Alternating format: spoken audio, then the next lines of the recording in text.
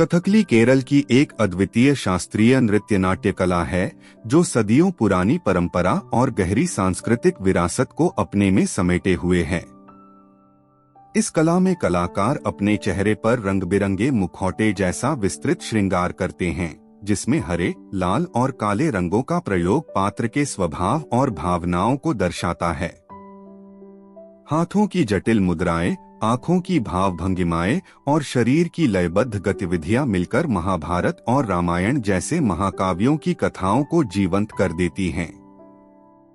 कथकली का प्रशिक्षण वर्षों की कठोर साधना मांगता है, जिसमें बालपन से ही चेहरे की मांसपेशियों और शरीर को नियंत्रित करने की कला सिखाई जाती है।